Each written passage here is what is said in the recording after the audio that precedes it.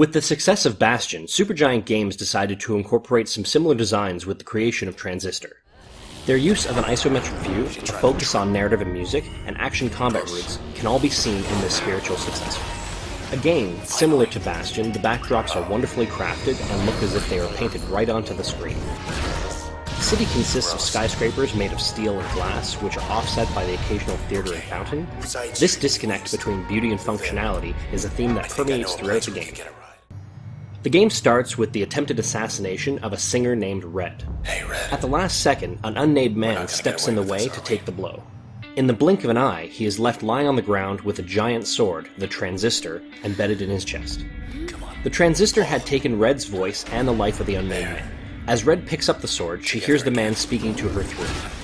The rest of the game is narrated by the man, adding to the dichotomy of feeling both separated and connected to the Transistor. The Transistor is centric to how the game functions as both sword and shield in combat, and how you interact with objects in the world. I won't get too much into the story since it's part of what makes the game so good. Essentially, there are baddies called The Process, which are reconstructing the city cloud bank. These automatons are controlled by an organization called the Camerata, a group of high society citizens who are bent on repurposing the city to fit their needs. Characters are well designed, and I love how they are shown in their dossiers. Each has individual likes, dislikes, attitudes, and attire. Even if you only hear about one of them in passing, you really feel connected to who they are and where their motivations lie. Combat is done in two ways. Abilities called functions can be fitted into one of 4 slots and are mapped to your face buttons. These functions can be used in active combat as well as in strategic turn mode. During turn mode, time freezes and you're able to move around and use abilities while draining an action bar. If you're not happy with your decisions before executing, you can rewind and change what you want to do. This allows for a more strategic approach to each encounter. The action bar slowly refills during active combat phase, and you'll be unable to use most of your abilities during this time. Functions can also be slotted in passive support bonuses and to other combat abilities to change how they work. This customization proved especially useful for the challenges found in your hideaway.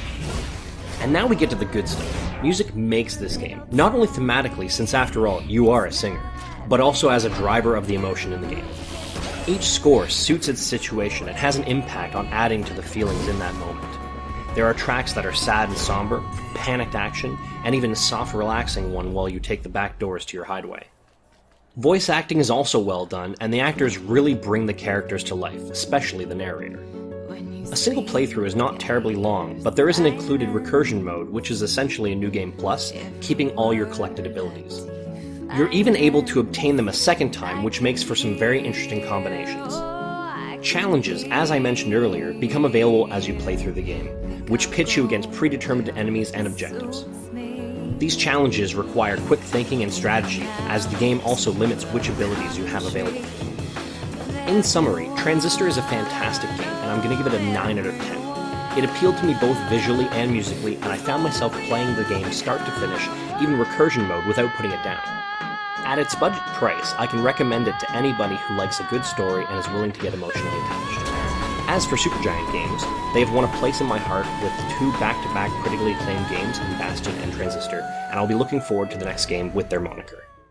Hey, did you like that video? If you did, be sure to let us know by clicking the like button and leaving a comment. If you want to be first in line for any new content, be sure to subscribe to our channel, and then hit up our Facebook page. The link's in the description below to see what's coming up next.